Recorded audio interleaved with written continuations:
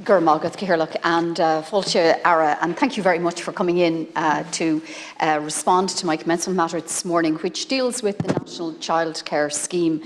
And the National Childcare Scheme has a stated objective of improving children's outcomes, supporting lifelong learning, making work pay, reducing child poverty, and tangibly reducing the cost of quality childcare for thousands of families across Ireland. They're very noble objectives, and they're one I know, Minister, that you are very passionate about delivering on.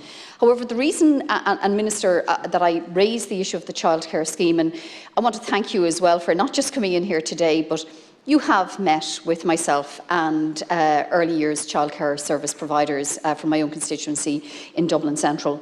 And the National Childcare Scheme, I suppose, apart from supporting children and parents, it is primarily, though, at its core, a labour activation scheme.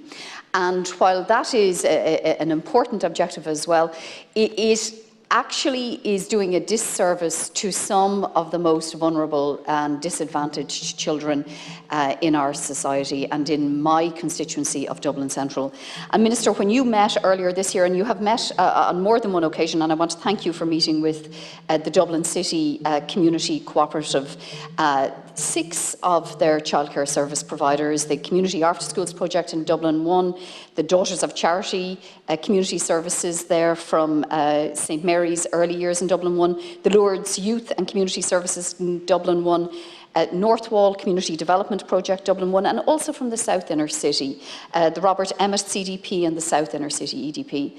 And Minister, you've given a lot of time, and I know you've listened to them, and you have commissioned a review of the National Childcare Service and the scheme, which is really important. But between those 6 services, they're already catering for approximately 300 young people, and they have a waiting list of more than 200. And estimates are that a minimum of 50% of the children attending those childcare services are coming from significantly disadvantaged backgrounds. And the disadvantage can be multiple challenges. It can be everything from housing poverty, the extremes of housing homelessness, illness, mental illness, physical illness, systemic intergenerational disadvantage. You're passionate, I know, Minister, about breaking that cycle of disadvantage. I know you really do understand and value the potential power of changing people's lives that early childhood education can provide, and that these childcare service providers are not providing a babysitting service. I mean, they're not even just providing education service. It is a whole social infrastructure and social wraparound service. And the issue, I suppose, is this.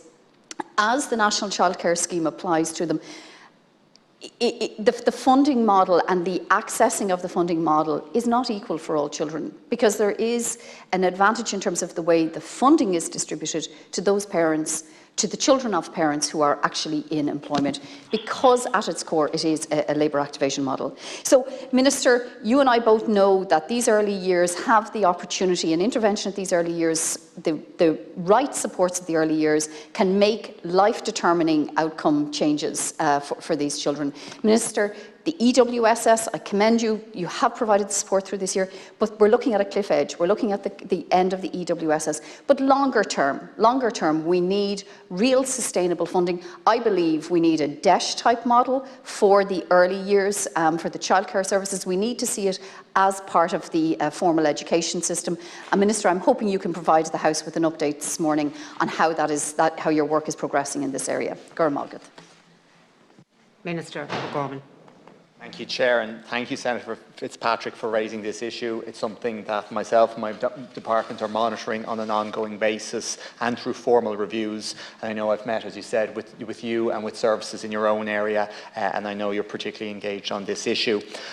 Look, the National Childcare Scheme represents the first ever statutory entitlement to financial support for early learning and childcare, and it very much marked a shift away from the previous schemes. They were based on medical card, on social protection entitlements, and this is looking at a progressive system of universal and income-based subsidies. And under the NCS, far more families are eligible for support than was previously the case. And the NCS is designed in such a way so that those on the lowest incomes receive the greatest support.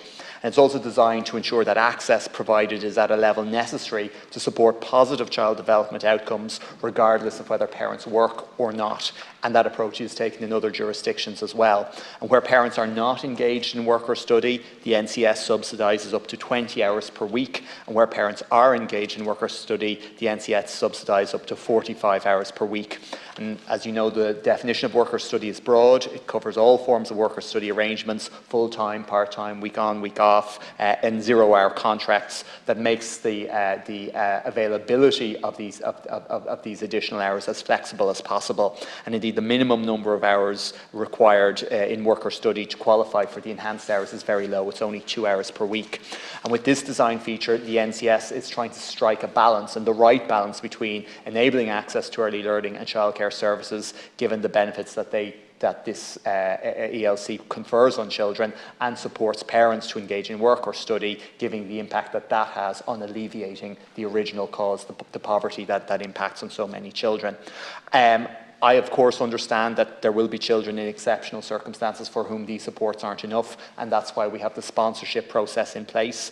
And for children who are under the sponsorship arrangements, their families can avail of up to the 45 hours free early learning and childcare with no work or study requirements having to be made. I know there were some issues in the initial rollout of the sponsorship process. I've engaged with TUSA, I've engaged with some of the other sponsorship bodies, and we now know that over 2,000 children are sponsored in services around the country, and I expect that number will continue to grow. The NCS was designed to be a dynamic and responsive and to be able to respond to decisions of government.